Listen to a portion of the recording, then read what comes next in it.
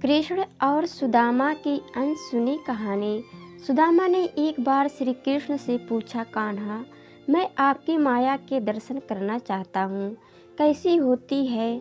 श्री कृष्ण ने टालना चाहा, लेकिन सुदामा की जिद पर श्री कृष्ण ने कहा, अच्छा, कभी वक्त आएगा तो बताऊंगा। और फिर एक दिन कहने लगे, सुदामा, आओ गोमती में स्नान करने चलें। दोनों गोमती के तट पर गए, वस्त्र उतारे, दोनों नदी में उतरे। श्री कृष्ण स्नान करके तट पर लौट आए, पीताम्बर पहनने लगे। सुदामा ने देखा, कृष्ण तो तट पर चला गया है, मैं एक डुबकी और लगा लेता हूँ। और जैसे ही सुदामा ने डुबकी लगाई, भगवान ने उसे अपनी माया का दर्शन कर दिया। सुदामा को लगा गोमती में बाढ़ आ गई है, वह बहे जा रहे हैं। सुदामा जैसे तैसे तक घाट के किनारे रुके, घाट पर चढ़े, घूमने लगे। घूमते घूमते गांव के पास आए, वहां एक हथनी ने उनके गले में फूल माला पहनाई। सुदामा हैरान हुए, लोग इकट्ठे हो गए। लोगों ने कहा, हमारे देश की राजा की मृत्यु हो गई है, हमारा नियम है, राजा की मृत्यु के बाद हथनी जिस भी व्यक्ति के गले में माला पहना दे, वही हमारा राजा होता है। हथनी ने आपके गले में माला पहनाई है, इसलिए अब आप हमारे राजा हैं। सुदामा हैरान हुआ, राजा बन गया। एक राजकन्या के साथ उसका विवाह भी हो गया, 2 पुत्र भी पैदा हो गए। एक दिन सुदामा की पत्नी बीमार पड़ गई, आखिर मर गई। सुदामा दुख से रोने लगा। उसकी पत्नी जो मर गई थी, जिसे वह बहुत चाहता था, सुंदर थी, सुशील थी। लोग इकट्ठे हो गए। उन्होंने सुदामा को कहा, आप रोए नहीं, आप हमारे राजा हैं, लेकिन रानी जहाँ गई है वहीं आपको भी जाना है, यह मायापुरी की नियम है। आपकी पत्नी को चिता में अग्नि दी जाएगी, आपको भी अपनी पत्नी की चिता में प्रवेश करना होगा, आपको भी अपनी पत्नी के साथ जाना होगा। सुना तो सुदामा की सांस रुक गई, हाथ पांव फूल गए।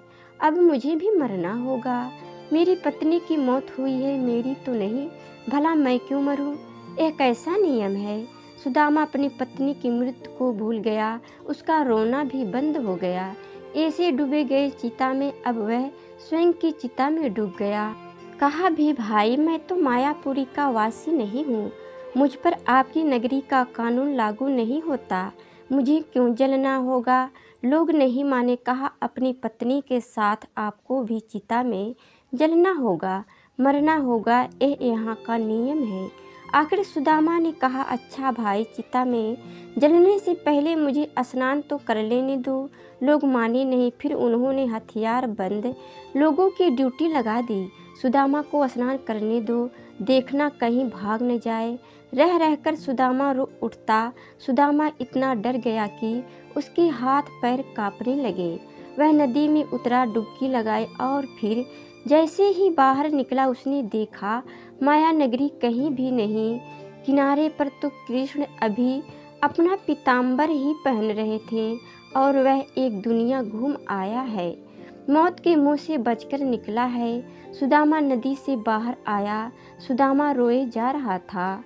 श्री कृष्ण हैरान हुए, सब कुछ जानते थे फिर भी अनजान बनते हुए पूछा, सुदामा, तुम रो क्यों रहे हो? सुदामा ने कहा, कृष्ण, मैंने जो देखा है वह सच था या यह जो मैं देख रहा हूँ? श्री कृष्ण मुस्कुराए, कहा, जो देखा होगा वह सच नहीं था, भ्रम था, स्वप्न था, माया थी मेरी, और जो तुम अब मुझे देख रहे हो यही सच है। मैं ही सच हूँ, मेरे से भिन्न जो भी है वह मेरी माया ही है, और जो मुझे ही सर्वत्र देखता है, महसूस करता, उसे मेरी माया स्पर्श नहीं करती। माया स्वयं का विस्मरण है, माया अज्ञान है, माया परमात्मा से भिन्न, माया नर्तकी है, नाचती है, लेकिन जो भी श्री कृष्ण से जुड़ा है वह नाचता नहीं, भ्रमित नहीं होता, माया से निर्लेप रहता है, वह जाना जाता है। सुदामा भी जान गया था। जो जान गया वह श्री कृष्ण से अलग कैसे रह सकता है?